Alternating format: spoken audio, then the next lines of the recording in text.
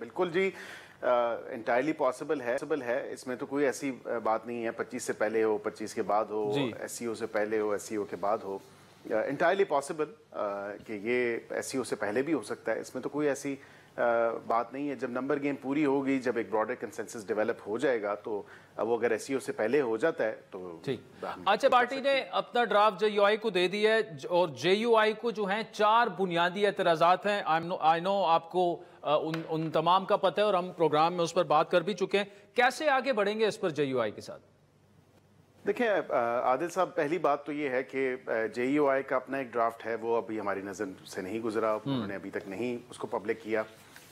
जो peoples party का है, पीपल्स पार्टी हमारी इत्तेहादी है। बैक एंड फोर्थ हमारा उनके साथ बिल्कुल इस पर कंसल्टेशन भी हुई, तमाम तर चीज़ें डिस्कस भी हुई और अभी भी हो रही हैं। क्योंकि आज आपको देखा होगा आपने न्यूज़ में भी कि पाकिस्तान बार काउंसिल ने भी हमारे साथ जो उनकी गुजारिशात थी या सजेशंस थी वो भी शेयर की। उसको भी हम इनकॉर्पोरेट कर रहे हैं। जो हमारा बेसिक एक वर्किंग ड्राफ्ट था इनिशियली, तो इन तमाम तर चीज़ों को, ये जितने भी ड्राफ्ट्स हैं, जो मौलाना साहब का है वो भी, जो पीपल्स पार्टी का है वो भी, जो हमारा इनिशियल एक डॉक्यूमेंट था वो भी, और जो लीगल फ्रेटर्निटी से या सिविल सोसाइटी से जो गुजारिशात आ रही हैं, उन तमाम तर चीज़ों को हम सामने रख के और उसको कोरिलेट करके एक डॉक्यूमेंट उसका फिर फाइनल तैयार होगा।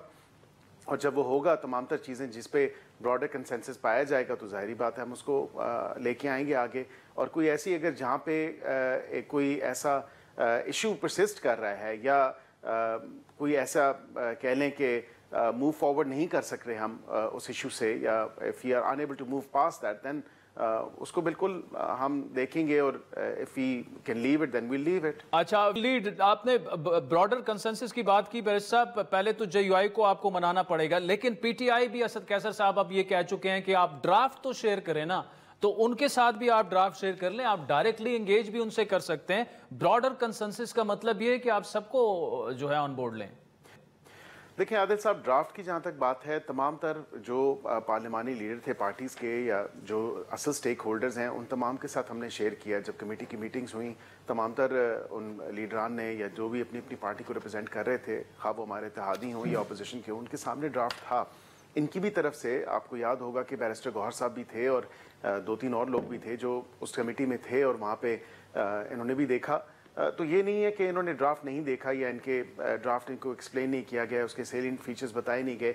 इसी तरह 4.5 घंटे जो है लॉ मिनिस्टर साहब ने खड़े होके जितनी लीगल फ्रेटर्निटी को या हमारे जो लॉयर्स हैं उनको भी, जो इलेक्टेड बॉडीज़ हैं उनको भी ब्रीफ किया और उनको भी ड्राफ्ट की कॉपी भी फराहम की और बताया कि ये ड्राफ्ट की कॉपी है।